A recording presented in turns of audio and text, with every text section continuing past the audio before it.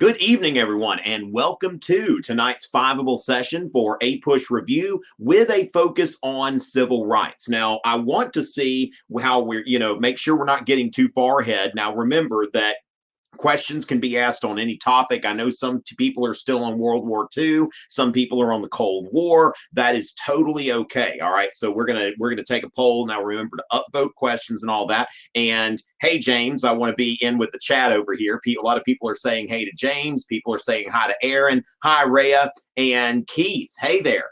Thank you all for joining us tonight. And yeah, remember that you can ask a question about anything. Civil rights is going to be our focus area in this session, though. So those questions will get priority, but I'm going to figure out here where are y'all right now? Okay, so I'm going to put a poll up here, and let's go ahead and depression. There were still a few people there last time. World War II, Cold War, civil rights, and let's go ahead and go to if anybody's on Vietnam. Okay, so let's go ahead and kind of see where people are, and then we'll put here other. Okay, so we'll just put an answer for other just in case that's something that's other people are studying. Okay, so if y'all can go ahead. Yeah, I love this shirt too. It's a Teddy Roosevelt shirt. I'm actually thinking about dabbling in some history merch next year, not just necessarily my own merch, but going into some other things. Okay, so it looks like here a lot of people here.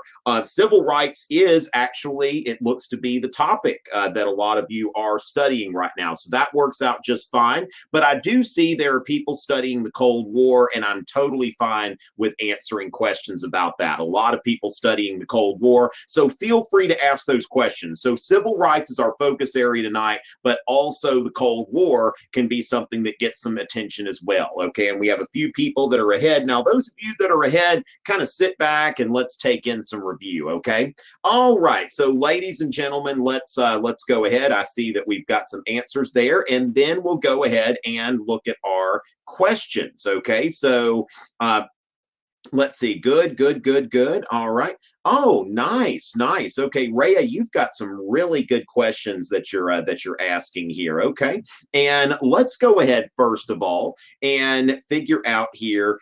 So as far as that goes, let's go ahead and start with Rhea's question. Did the civil rights movement fail in any way? Now, of course, this is one of those things I've mentioned in previous sessions. We're talking about facts, opinions, and historical judgments. When we think about did the civil rights movement fail in any way, what we have to understand, first of all, is that there are many civil rights movements. Okay, so when we say like the civil rights movement, it really would probably be better to say the civil rights movements, because there are several players there that have differing goals, and I think that this would be a good point to go ahead and get into the MLK versus Malcolm X kind of thing, okay, which of course there are a lot of different movements within this, but let's go ahead and first of all kind of clarify. It's like, what are the goals of the civil rights movement? Okay, and so when we take a look at this, I'm going to go ahead and project this,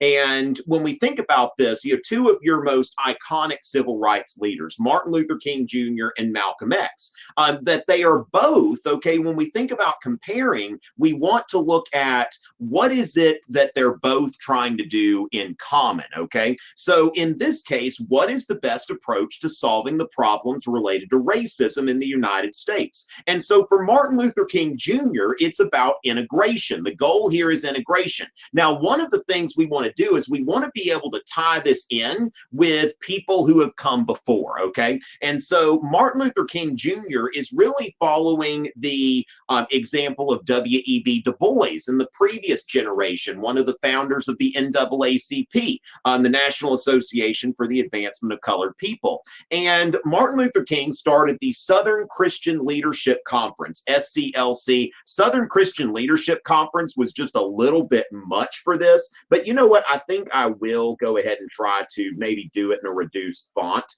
Southern Christian Leadership Conference. Okay.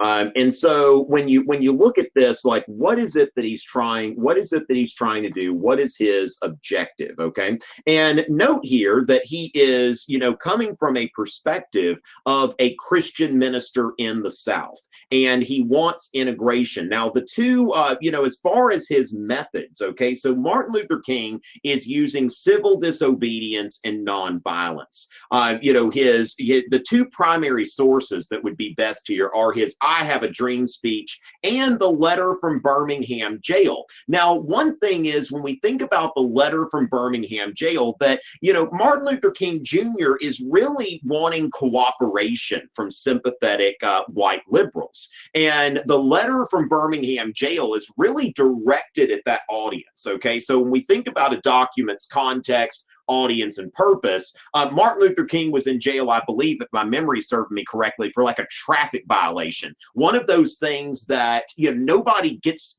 put in jail for, but it's still technically a violation of the law. And so, okay, we found Martin Luther King with a traffic violation, let's put him in jail. And so he began to write this letter that he smuggled out kind of piece by piece while he was in jail here. And he is writing to people who are always calling for incremental change, like, be patient, be patient, be patient. And of course, the "I Have a Dream" speech was given in 1963, which was the 100th anniversary of the Emancipation Proclamation. And remember that some of the language that's used at this time is archaic. It's not something that we use today, but he begins his speech. One of the things he says here is that the Negro still is not free. Okay, that 100 years after the Emancipation Proclamation, that Black Americans really still don't know freedom. They still don't know what it's like to have all of the opportunities that other people have in this country. And he has a dream. Okay, so his dream is about, everybody, all God's children, Black men and white men, and really is capturing, what I think, what I love about the "I Have a Dream" speech is that he is really channeling a Jeffersonian kind of element here, like, really reaching into the ideas of the Declaration of Independence and noting that these ideas really should apply to everyone. Now, Martin Luther King wrote a lot of other things that, I wouldn't consider Martin Luther King a Jeffersonian, but he really, in this speech, he captured, this Jeffersonian element, and he did a really great job of building coalitions. Okay, for example, the Southern Christian Leadership Conference was mostly Black ministers. Now, that was, largely because it was hard to find white ministers in the South to participate. But there was one guy, Will Campbell, who was a white minister, a white Baptist preacher, who was part of the founding of the Southern Christian Leadership Conference. So that's something that I don't necessarily have on the organizer here, but we want to note here that Martin Luther King was a cooperationist. He wanted to cooperate with sympathetic whites. Now, Malcolm X gives us another way out here. And this is the way of Black nationalism, okay, which today we hear a lot. We hear the term white nationalism thrown around a lot. There really aren't a whole lot of people in this country today that subscribe to like theories of racial nationalism, but we do hear of people out there who they define their nation as people of their color, okay? Now, the thing is that Malcolm X believed he's going back to Marcus Garvey and to a certain extent to Booker T. Washington. Like, what you want to think about is a lineage here. So Martin Luther King, his lineage comes from W.E.B. Du Bois, whereas Malcolm X's lineage, goes through Booker T. Washington to Marcus Garvey to Malcolm X. In fact, Malcolm X's father was a preacher and a Garveyite. He was somebody who was part of Marcus Garvey's mass movement. And Malcolm X's father was brutally murdered. He was basically beaten and thrown onto a train track, and a gruesome death, which ended up driving his mother crazy. And so Malcolm X, and the other thing about Malcolm X is that Martin Luther King was from the South. Like when you read the autobiography of Malcolm X, you're looking at Northern racism. I mean, this was a white supremacist organization. I forget if it was in Michigan or Wisconsin, but he was, he was up north in the Midwest. And of course, you remember from studying the 1920s that that was really the Midwest was the epicenter of the Second Klan. And so Malcolm X really, instead of talking about integration, Malcolm X wanted the Black community to stand up for itself. It kind of goes back to, if you think about Booker T. Washington's Atlanta Exposition speech or Atlanta Compromise speech or simply his Atlanta speech, where he said, cast down your bucket where you are, okay? Cast down your bucket where you are.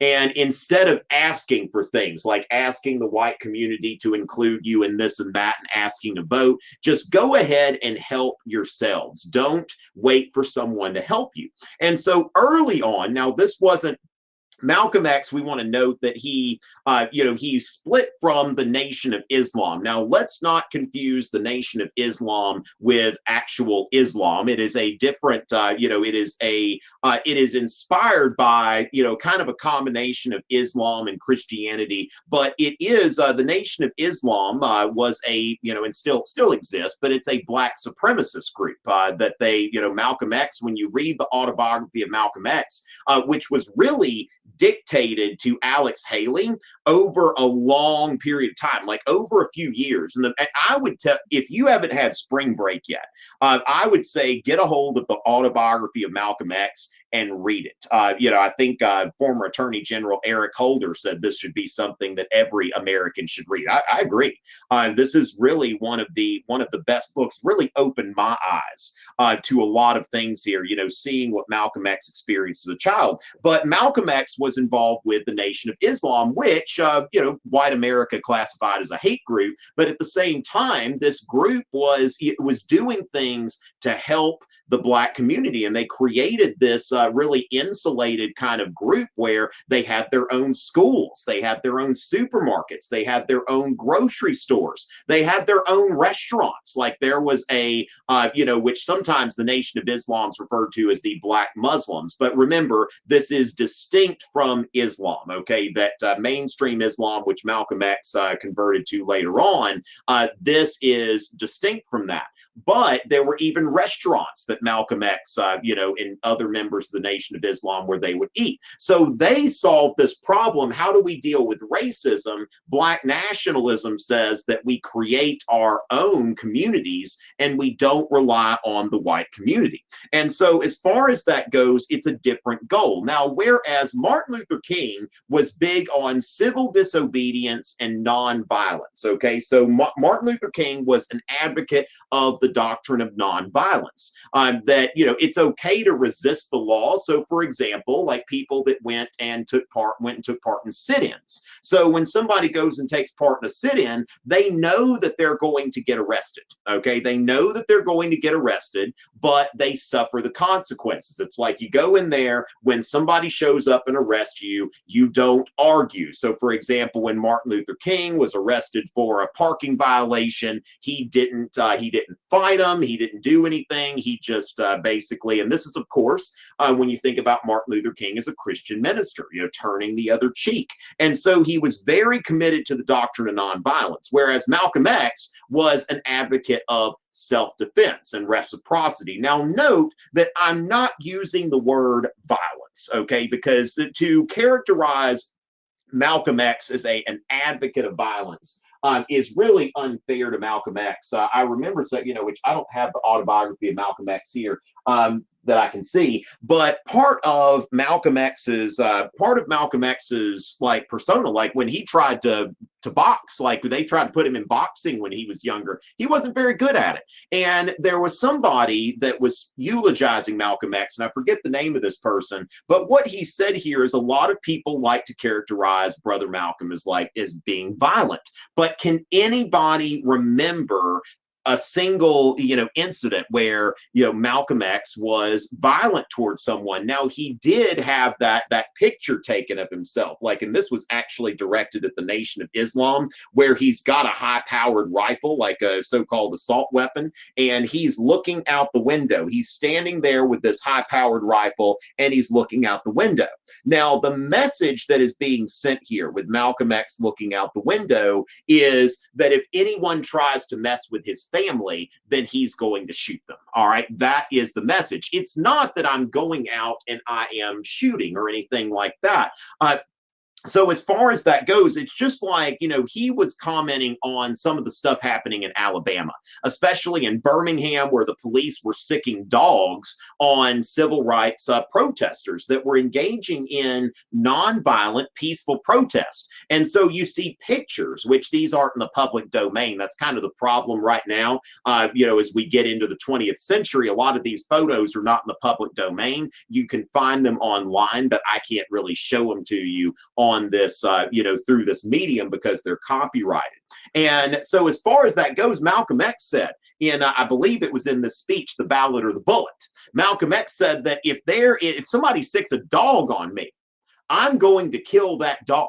All right, that I'm going, you sick a dog on me, I'm going to shoot it. And here's the thing, that this is no different than what Jefferson would have advocated, right? Jefferson and Washington and all of our founding fathers who used violence in order to defend their rights. And all Malcolm X is saying is that as a black man, I should have the same rights as, Jefferson and Washington. Jefferson, who wrote that the tree of liberty must be refreshed from time to time with the blood of patriots and tyrants. Our freedom was won by a violent revolution. And Malcolm X, all he's saying is, if I have to fight to defend my rights, I am willing to do that.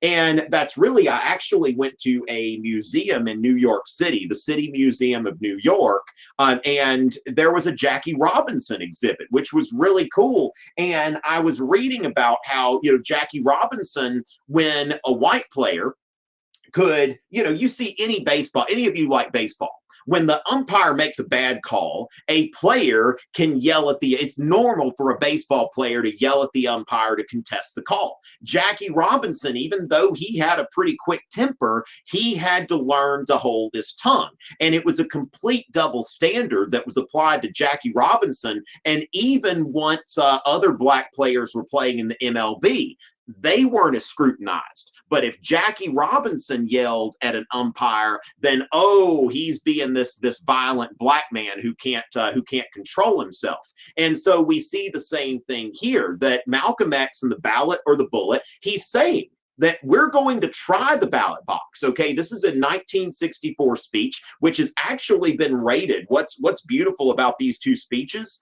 is that rhetorical scholars, rhetorical experts have said that the I Have a Dream speech was the greatest speech of the 20th century. The Ballot or the Bullet was the 7th greatest American speech in the 20th century. And all he's saying that we're going to try to get what we want at the ballot box. But if we can't, then we're going to go to the cartridge box. And what's important here too is making sure, a lot of times, when we think about civil rights, like, okay, Martin Luther King, and that's it. But I think that they really did complement each other in a way, even though Malcolm X had some harsh words for King at various points, even though they eventually met on one occasion, shook hands and all that. But Malcolm X and Martin Luther King, it's like, if people had used the Malcolm X approach, then it would have been very easy for segregationists to say, look, these people are being violent.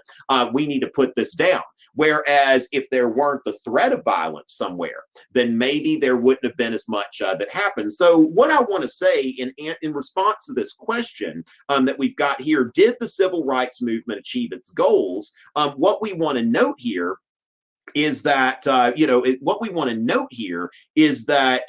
what were the goals? Okay, so depending on what the goals were, and this is where you come in and you have to assess, like, what do you see the goals as, and to what extent have those been accomplished? Now, we could say even now you can cite statistics that certainly, we don't have, income equality, education equality based on race even today. And of course, there even, when you think about the funding of schools and achievement gaps and all of that kind of stuff. So that's definitely, it's an interpretive question, but I hope that what I've said here kind of helps you to get this going. And so, oh my goodness, I mentioned Jefferson, and then all of the Hamilton fans have come out of the woodwork. Oh my Lord. All right.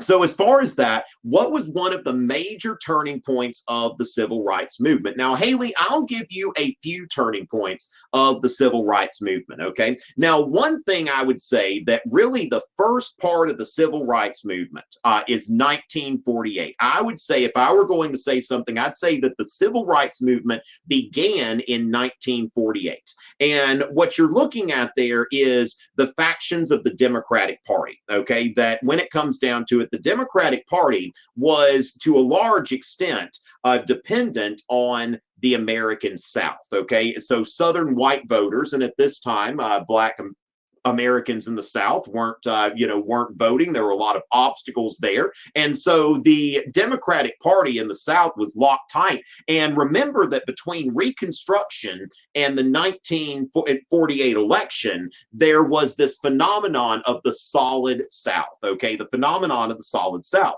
And that the Democratic Party could count on the votes from the South. And because of that, now, if we go back to the New Deal, let's remember with FDR. Now, FDR did create CCC camps for Black CCC camps. He actually funded what became the Tuskegee Airmen, which was funded as an experiment to see if a Black man could fly a plane, if a Black man was smart enough to fly a plane, and sure enough, they were. And so when you look at World War II and you look at people like the Tuskegee Airmen, and they come back, and Harry Truman, really kind of typifies this sort of divide here. Now, the Democratic Party at this time was divided between, it had a lot of, Southern white conservatives who favored segregation, but also a number of, Northern white liberals and progressives. And so July 14th, 1948, that was the Democratic National Convention.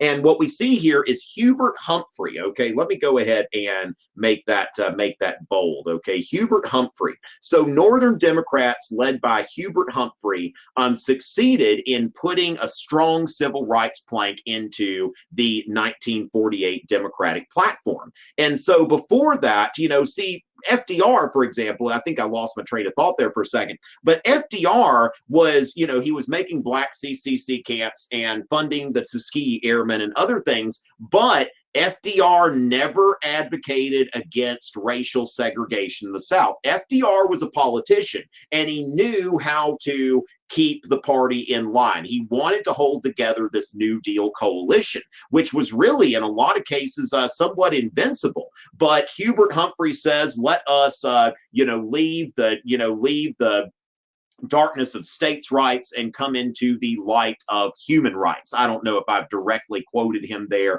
but Hubert Humphrey was the Democratic nominee in 1968. He was defeated by Richard Nixon. Of course, Richard Nixon appealing to conservatives. And so there was a time in the late 60s and then the 70s where the Democrats nominated a series of folks that did not pan out. Hubert Humphrey and Walter Mondale. Well, wait, was Mondale? Sorry, I think Mondale was 1984. But anyway, McGovern. Okay, McGovern. That was, so 1972, you had Nixon versus 1972 election. Okay, and that was Richard Nixon versus Yes, George McGovern. Okay, so as far as that goes, yeah, Richard Nixon versus George McGovern. Sorry about that.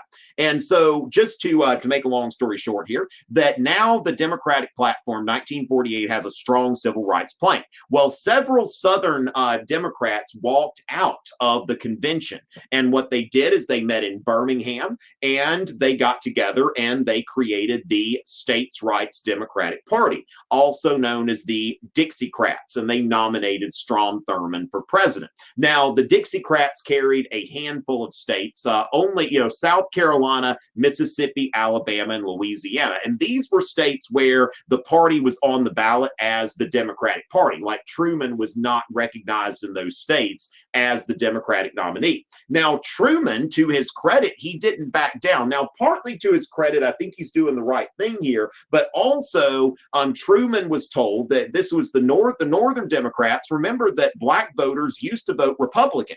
And this is really part of why black voters today vote so overwhelmingly Democratic. That on July 26th, even when faced with this rebellion from the Southern conservative wing of his own party, Southern white wing of his own party, that Truman signed Executive Order 9981, which ordered the integration of the United States Armed Forces. Now, what I want to note here is that remember that the Executive Order number is not so important. Okay, don't worry about learning a number. Now, if you're one of those people who can know numbers, you're like, okay, 9981, I've got a way to remember that. That's great. But if you write Truman signed an executive order which ordered the integration of the armed forces, that is enough. Okay, so we see here in 1948, we see really the first cracks in the edifice of the Democratic Party, which was this coalition during the New Deal of Southern whites, of Northern immigrants, racial minorities in the North, and urban populations in general. And it really was a strong coalition, but in 1948, it began to break. And you start to see over decades a realignment of the South, with the Republican Party. And so with that, I think that that is one major turning point there. Okay, now, of course, another major turning point is Brown v. Board. Okay, Brown versus the Board of Education. That's something that is another turning point here because the Supreme Court for the first time. The Supreme Court for the first time has, let's see, all right. Yeah. Now, one thing I wouldn't call Booker T. I'd be very careful about calling Booker T. Washington a black nationalist. I would say that Marcus Garvey is really into black nationalism. Booker T. Washington was really, from what I understand, more of a go with the flow kind of guy. That it's whites wanted to be separate. And so with that, Booker T. Washington's going with the flow. I wouldn't put him in the same box as Marcus Garvey and Malcolm X, who are, advocating for black separatism. Just to make that clear. Okay, so then you've got Brown v. Board because the Supreme Court is finally reversing its position on Plessy v. Ferguson. The other one I would put out there would be the assassination of Martin Luther King in 1968, because that's something that disillusions a lot of people, because as you noticed here, that Martin Luther King's always advocating nonviolence. He is advocating civil disobedience, and especially a lot of young people who were involved in the movement, they're starting to get impatient. Okay, they're starting to get impatient, and they're just not they're not feeling it. And so 1968 is where you start to see the Black Panther Party and other groups that are really taking a more of a Malcolm X kind of approach to this rather than Martin Luther King. So if I were looking at major turning points, I would say that the integration of the armed forces and the Democratic platform in 1948, Brown v. Board in 1954, and then the assassination of Martin Luther King in 1968.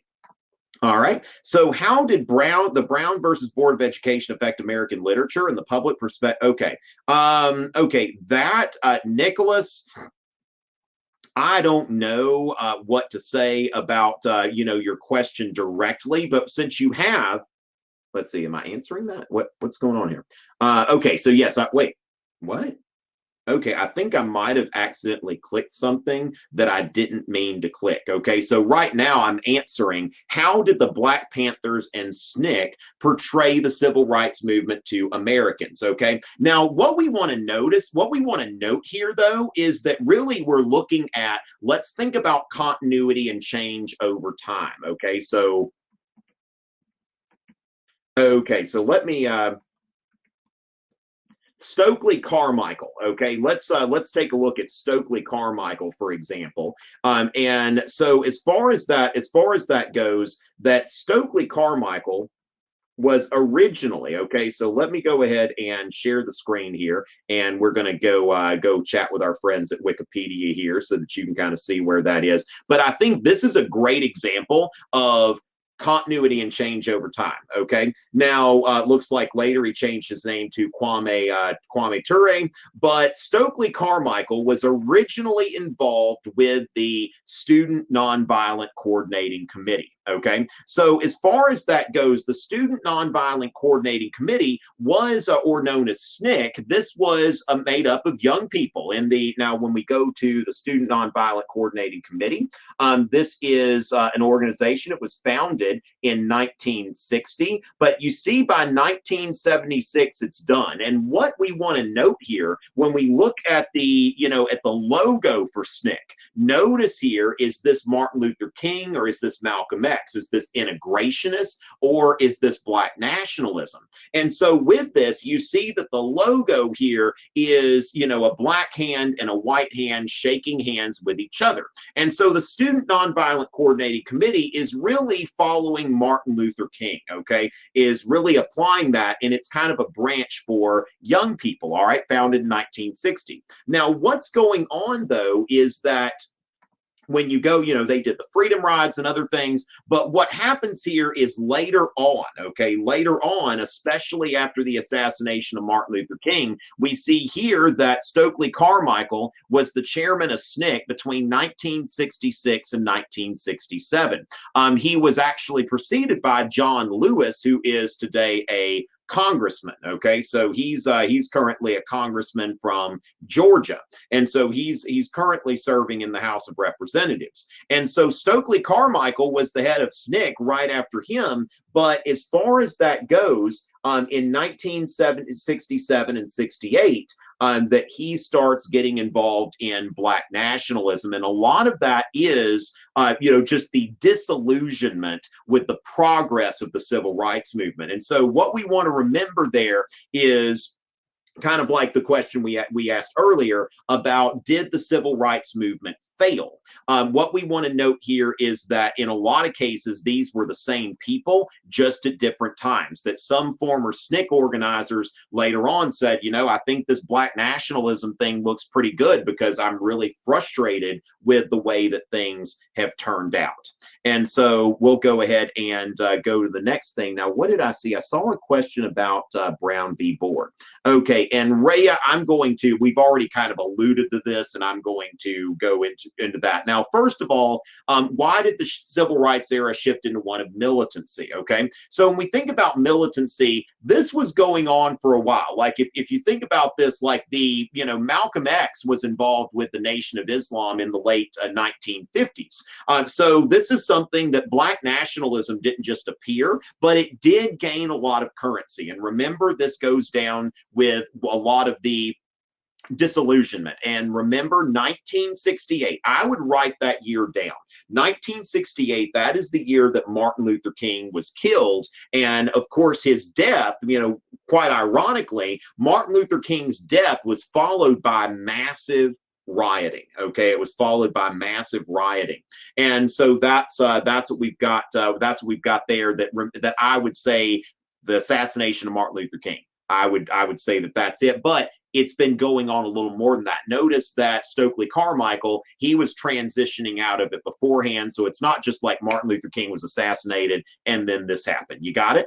All right. So as far as that goes, we're done with that one. How did events in the civil rights era impact tensions between state and federal authority and the formation of new political affiliations? All right, so as I mentioned, you had in 1948 the so-called States' Rights Democratic Party, and this is where, like, a lot of people, when they hear states' rights today, they hear like an undercurrent of racism. Now, I think that to a certain extent that's kind of unfair, because there are a lot of people who are advocates of states' rights for reasons that have nothing to do with race. But we do need to be sensitive to, to this period where states' rights was really code for something else. It was like states' rights is saying that we don't want the federal government interfering and doing things that we don't like. Now, as far as that goes, events in the civil rights era. So this is an age of, where the more progressive, more liberal folks are wanting more federal intervention. Okay, more federal intervention in things. And so, first of all, when you think about that, that Brown v. Board, okay, Brown versus the Board of Education reversed a long-standing policy going back to Thoreau. Now, nobody's asking about Brown v. Board. There was a question about Brown v. Board, and it just kind of disappeared, and I don't know what happened there. So with that, ladies and gentlemen, let's go ahead and take a look at a few things here, okay, because I want to take a look at Brown v. Board and also want to get into a few other things, okay? Now, Brown versus the Board of Education. The big question here is, does racial segregation violate the Equal Protection Clause of the 14th Amendment? And so does racial segregation violate this? And so Plessy v. Ferguson in 1896 put forward the separate but equal doctrine, okay? And the separate but equal doctrine says that, railroad cars, okay? So Homer Plessy, who was actually 7/8 white, he was, really had the appearance of a white man, but it was known that he had black blood, the so-called one drop of black blood, and he had to sit in the colored railroad car. And so he sued. And, this is a test case. I mean, they got somebody who was mostly white to sue here. And so the Supreme Court says, no, his rights are not being violated because there is a car for, there is a white car and a colored car, okay, that they exist. Now, if the train were all white, then that would be a problem. And so then you get into, whether it's schools. So as long as there are schools for black people, schools for white people, as long as there is a bathroom for black people, a bathroom for white people, then that is not something that is seen as a problem, according to Plessy v. Ferguson. And that was the law of the land for nearly 60 years. And so Brown v. Board overturned the Plessy decision, ruling that separate educational facilities are inherently unequal. And so segregated schools are in violation of the Equal Protection Clause of the 14th Amendment. And you'll want to remember this for AP government as well if you take that later. Now, as far as that goes also, we want to talk about the Civil Rights Acts, okay? And I'm going to actually play around with the animations on this just a little bit. So that I've got it later on when I want to do that. So the Civil Rights Act of 1957. Okay, so the Civil Rights Act 1957 is basically bark. Okay, that is basically bark is what you're looking at here. That this is like the whole thing was Lyndon Johnson wanted to run for president. And he was actually supported by, Richard Russell, who was, he's a powerful senator from Georgia. And so he had some support in the Southern Caucus that, look, we need to get a civil rights bill passed, but most of the committee chairs were Southerners, and they were against a strong bill. But Lyndon Johnson was able to convince them essentially that you've got to have something, okay, that the public is going to demand some kind of civil rights act, and we need to deliver on that, or else we're going to have to deal with something that's going to be, it's going to be more powerful. And so the Civil Rights Act of 1957, what you want to remember about that is that this is something that's really all bark, no bite. It's like, look, we showed that we could get a bill through the Senate, because there had been efforts for a long time, for decades, like, for example, even in the 1920s, Calvin Coolidge, President Coolidge, was asking Congress for an anti-lynching law. Congress never passed an anti-lynching law in the early 20th century. And so the Civil Rights Act of 1957 is important because it was the first federal civil rights bill since Reconstruction. And so that's something that is a matter of importance. And so with that, so let's go ahead. Civil Rights Act of 1957, first federal civil rights bill, passed, weak on enforcement powers. There really wasn't anything enforceable there. Now, the Civil Rights Act of 1964, all of these in the 60s had some bite. That the Civil Rights Act of 1964 outlawed discrimination in employment, education, and public accommodations. Okay, so anything to do with schools, anything to do with jobs, like we think about, like, employers say that they're an equal opportunity employer. That's what we've got there. Okay, so employment, education, and public accommodations, such as restaurants, hotels, places like that. Anything that's open to the public cannot discriminate. Then the Voting Rights Act of 1965, which banned voter discrimination, things like poll taxes. Now, there's also a constitutional amendment there, and also provided federal oversight for election laws and procedures in some states. Now, that provision is currently inoperable because of a 2013 decision by the Supreme Court, Shelby County versus Holder, which said that they didn't strike down the Article 5 of the Voting Rights Act, but what they did say is that the requirements that they needed to be updated, okay? Because what happened in 2013 is the Supreme Court ruled, I believe this was a 5-4, the Supreme Court ruled that, it's okay for the federal government to say that these states are going to be held, these states, there's going to be some oversight here in these states. Am I? Yes, I am screen sharing. Okay, excellent. But let me go ahead and go to the Voting Rights Act, because I want you to understand, like, what's going on here. That what this did was that certain states, states with a history of discrimination, that those states were going to have to be pre-cleared before any changes were made to their election laws. And notice here that you've got, now you've got Alaska and Arizona. Now, note Arizona, this was Barry Goldwater's home state. Okay, so this was Barry Goldwater's home state. And then they've got some deep South states, and then Virginia. So mostly this is affecting the South. And what the Supreme Court ruled in 2013 is that they need to revisit things. Like, you can't continue to say that South Carolina can't change its election laws without federal oversight because of things that happened 50 years ago.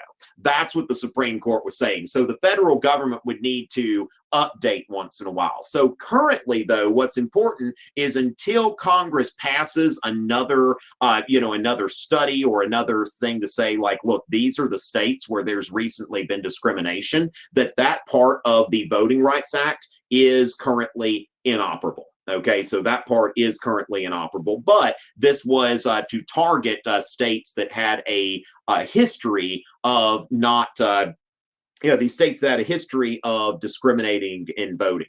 And so then the Civil Rights Act of 1968 was the Fair Housing Act, okay, which prohibited discrimination based on race or disability in the sale or rental of housing. Now, public accommodations, we're talking about, hotels and restaurants and stuff. And now this is about you can't refuse to sell someone a house because of their race or their disability. You can't refuse to rent to someone on that basis.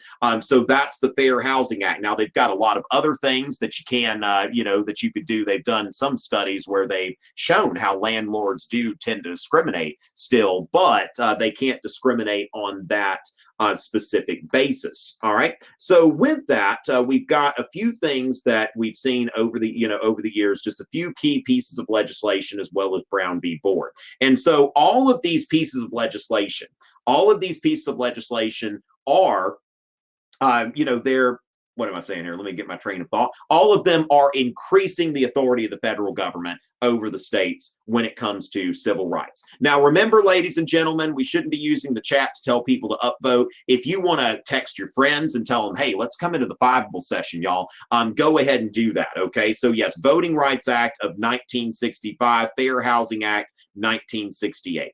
All right, so as far as that goes, now, Leslie, you have asked a question here that is interpretive, okay? You've asked a question that is interpretive.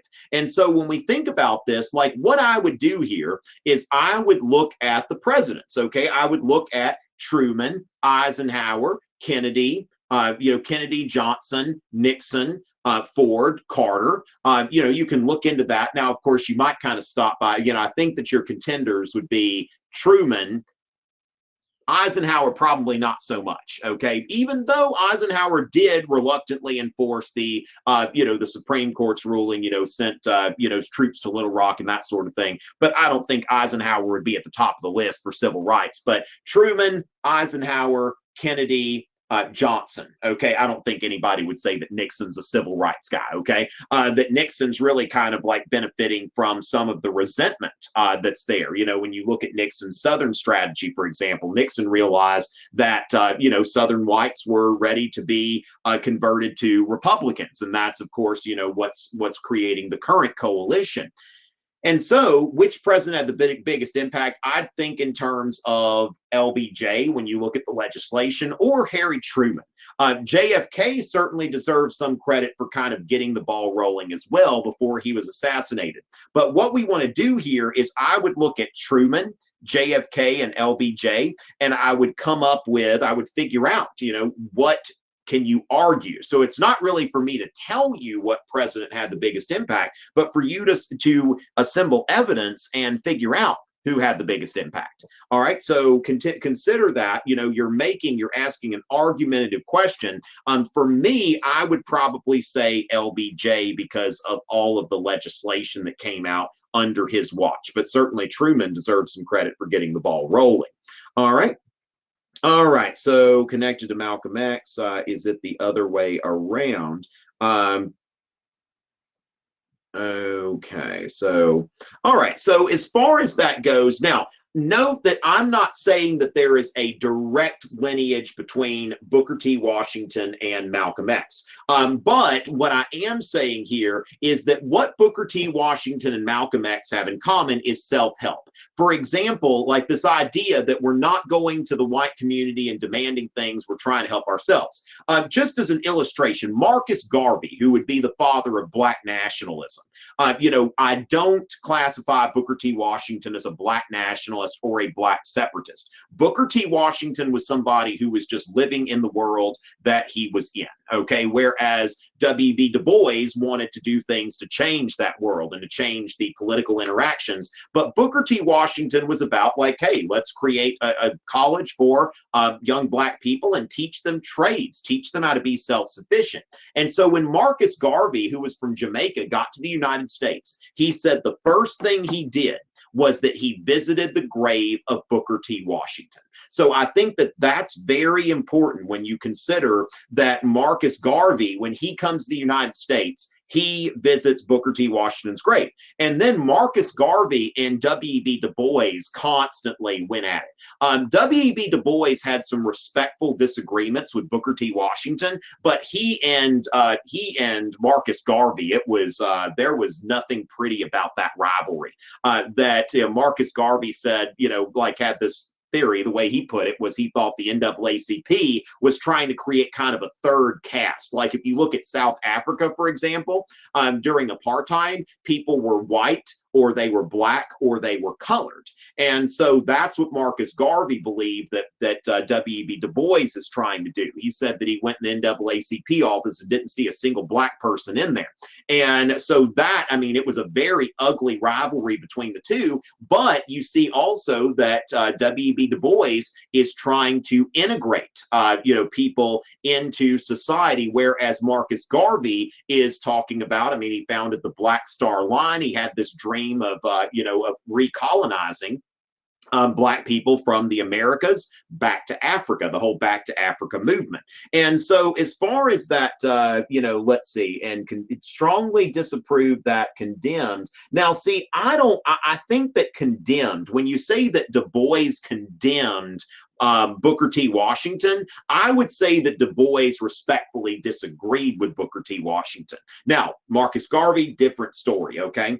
So as far as that goes, I don't know. I mean, I would say that, yeah, he wasn't friendly to what Booker T. Washington was doing, but he respected him. There was a respect that he certainly didn't have for Garvey. So what I want to invite you to consider is thinking Booker T. Washington to Marcus Garvey to Malcolm X, with each of them becoming really more, more extreme in this tradition that starts with self-help and then goes into Black nationalism. Hopefully that helps a little bit. Now, the connection between Du Bois and Martin Luther King, I think, is very obvious, okay, because both of them are taking the integrationist approach. But thank you very much, Alan, for asking that question. But yeah, I would say that I would put that through Marcus Garvey as kind of the link between Booker T. Washington and Malcolm X, not a direct link.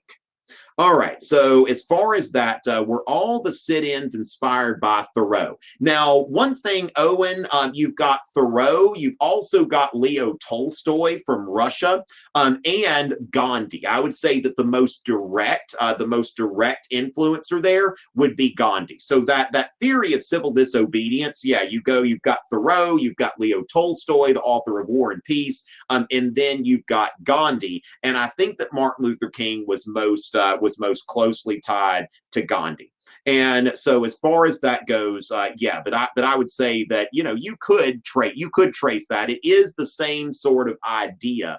But then, because really Thoreau is, coming from a transcendentalist perspective, that me personally, if I disagree with the law, I don't have to follow it. So it's really, Thoreau's civil disobedience, I think, is more of an individualistic thing rather than a group effort.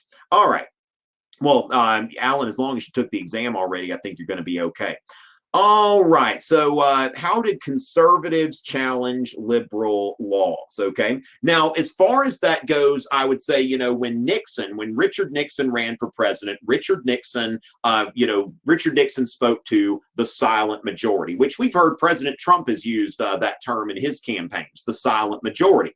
That what we want to note is there definitely was some resentment there for people. And of course, when we think about, something like if y'all have gotten into like Bakke versus California, Bakke versus like regents of the University of California, if we do the whole case, good question, Rhea, but this is kind of my job. Okay, it's kind of my job. But as far as this goes, if we think, yeah, the knowledge is in the jug, people, stay hydrated. So here's the thing. I mean, this is where we want to consider a number of perspectives. And I think we also need to consider like the perspective of Bakke, who was, a candidate for admission into the University of California Medical School. And he found out that he didn't get in because there was a racial quota. There are only so many. So he's a white male who has tried as hard as anybody else to get into the medical school. And so the medical school had a very strict affirmative action policy. Okay, I tell you what, I need to do. The Jug Life needs to be a thing, right? It needs to be a T-shirt, maybe. But as far as that goes, that he's trying to get into a medical school, and so he sues. And because his qualifications were significantly higher than some of the people they were letting in because of the strict quota system. And so the Supreme Court in Bakke versus California, or Bakke versus Regents, whatever we're talking about, that the Bakke case, right? Bakke, that the Supreme Court said that diversity and race and gender, those can be considered, okay? Those can be considered for admission, but they can't have a strict quota system. And the Supreme Court has constantly, kind of towed that line, that affirmative action. Now, by affirmative action, what we're talking about is, is the civil rights movement just about getting rid of legal barriers, or should affirmative action be taken in order to what they call affirmative action? Because should we kind of tilt the scales a little bit so that in order to create a true equality of opportunity? And you can understand that, a lot of white Americans be resentful about that. Now, one thing I saw in a poll recently, let me make sure that I'm not misquoting this poll. But what we saw very recently is that, let's see, American support for affirmative action. Let's see, interesting here, and I forget what I was looking at here. But let's see, I'm at Gallup polling right now. I'm trying to find something, but actually this isn't going to show me a chart. But just to note that affirmative action is something that has caused its share of controversy. And so Richard Nixon, when it comes down to it, that Nixon is speaking to this silent majority. Like the Supreme Court, there was a decision. It's like Charlotte Mecklenburg, and I forget the other side of that. But what was happening was some districts, in order to desegregate, were busing. Okay, they were busing students, like basically, the white flight after World War II. That after Brown v. Board, people thought, well, we'll just move out of town and we'll move into the suburbs. And so you had these suburban schools, and people kind of escaped it. And so some of these school districts started busing like inner city Black students to the suburbs, and then busing suburban kids into the inner city in order to integrate the schools. And the Supreme Court ruled that they didn't say that busing was required, but they said that busing policies did not violate the Constitution. And so it's stuff like that. They're not overturning these laws, and no one's saying that there shouldn't be equality or anything like that. But there are things like, you'll notice here in the South, sometimes you've got like these strangely shaped school districts. Like, for example, where the city has a school district. I think that Memphis and Tennessee and Huntsville, Alabama, both have this system where the city has its own school system and the county has its school system. And what that does is it insulates the county from the city and stops busing from happening. And because the courts have ruled that once a school district is created, then that school district is insulated. So as far as that goes, it's not so much that any of these things have been repealed, but now I mentioned also in the Supreme Court, Shelby County versus Holder, where the Voting Rights Act is still on the books, but it's been basically gutted. It can't be enforced in its current form without legislation from Congress. So hopefully that helped a little bit. All right. So going into that, that we have here. Now, the other thing is that, when we look at data, it's not that, I don't think that there are data to support that minorities have an advantage getting into college, but there is certainly a perception of that, and that's kind of what goes into the Bakke case. So it is important to note, kind of like when you think about we think about legacies of resentment, for example, like U.S. involvement in Latin America during the early 20th century certainly created a legacy of resentment in Latin America that took the United States a long time to address. Okay, did the Cold War have any impact on the civil rights movements? I love this question, Oscar. Thank you for asking it, because this allows me to talk about JFK a little bit, okay? Because here's the thing, that the United States, like after World War II, becomes the champion of freedom in the world, all right?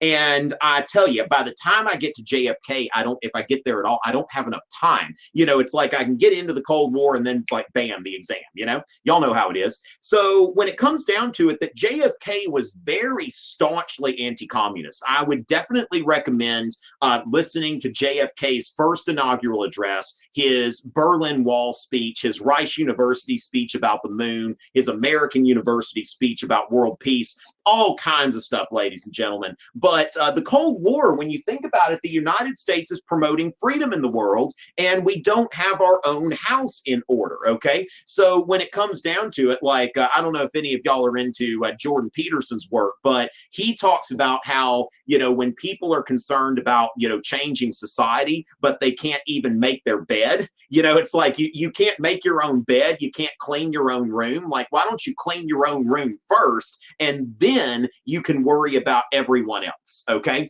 And so that's the thing, that do that first. And so the United States, like communists, were actually using propaganda, like showing how, yeah, I mean, America's got all kinds, United States has all kinds of racial problems, and it's not really a free country. So with John F. Kennedy, I think, you know, him being such a champion of freedom in the world, and so fervently and staunchly anti-communist, that there is this kind of hypocrisy about the whole thing.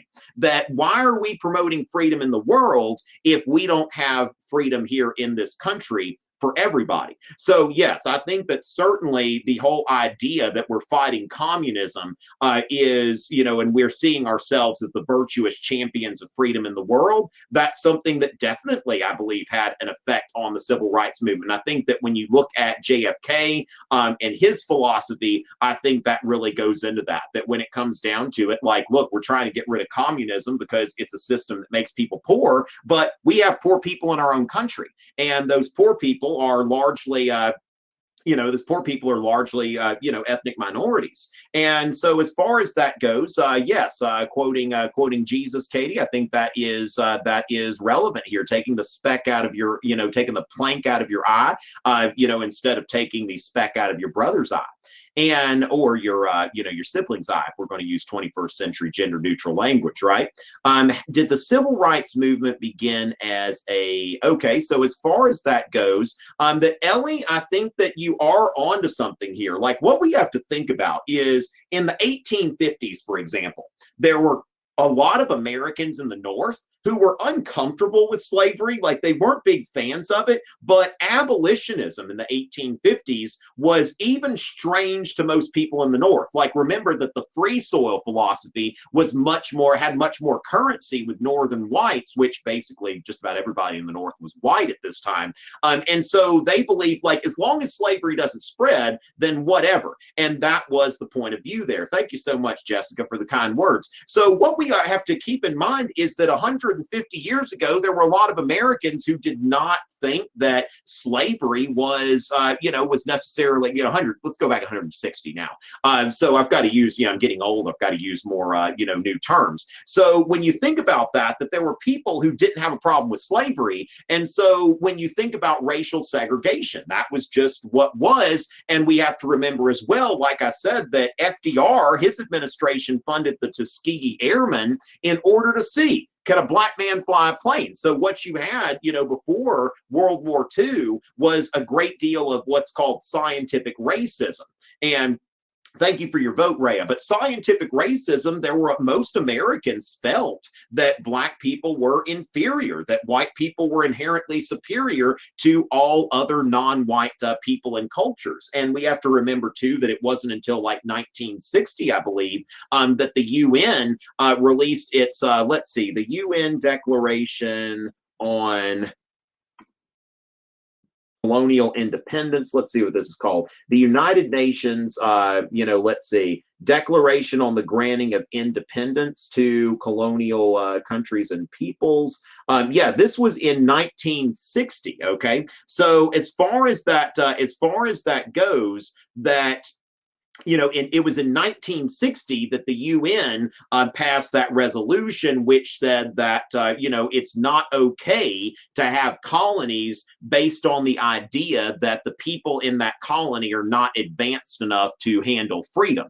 And so with that, we've got to remember that it's really until, you know, the, you know, it's going on. I mean, if you think about, there are people alive today that still have these viewpoints, especially in the older generation. So yes, I think that what you're looking at there is, as you know, and we have to think about too, televisions. Okay, that because of televisions in the 1950s are starting to get in people's households. Now people are able to see what's going on in Birmingham and other places like that. So I think that what you're doing here, I think that Truman, okay, I think that Harry Truman was really taking a risk. Like when he did what he did, this is something that was going against public opinion at the time.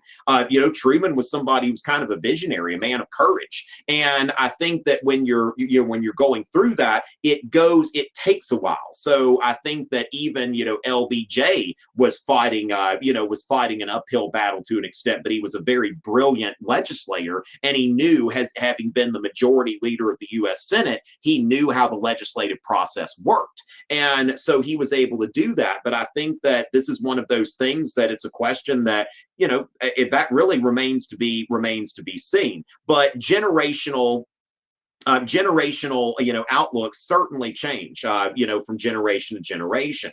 And with that, in what ways did people against civil rights fight back against the movement? I think we've already been going to that. But let me note here: will I be conducting a final review of all content close to the exam? All right. So those of you that are here, some of you have already purchased Fiveable Plus. Some of you have Fiveable Plus through your teacher. If you've got that, and you can already access the replays. Great. Okay, that's awesome. All right, you can already access the replays, and that is so good. Now, but if you don't have access to Fiveable Plus, I would go to fiveable.me, and I would look into Fiveable Plus. Why would I do that? Okay. Now, not only does Fiveable Plus allow you to look at the replays, which are all there, everything we've done this year, the live sessions are free, the replays for subscribers, but we are also going to be offering a certain number of cram sessions. Okay. So the thing is, go check out Fiveable Plus, because members are going to have access, like once it gets to exam week, Fiveable's members only, because that's when people actually pay. They're affordable. That's really funny.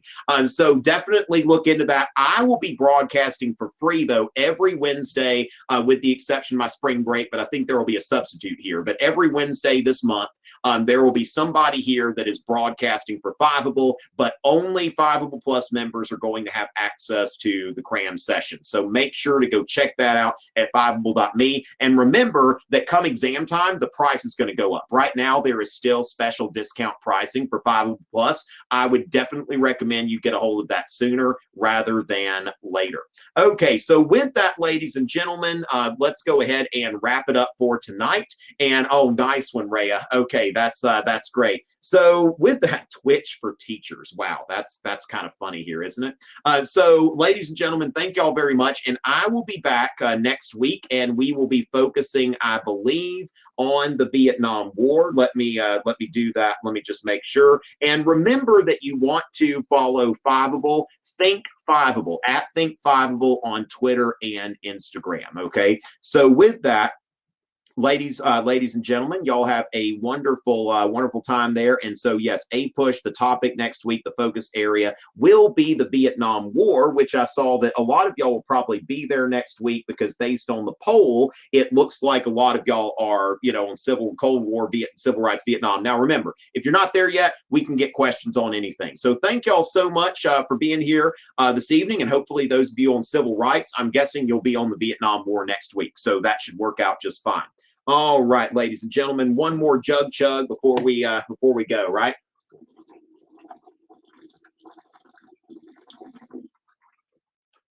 Five deep sips, all right, for Fiveable. It's always a pleasure, ladies and gentlemen.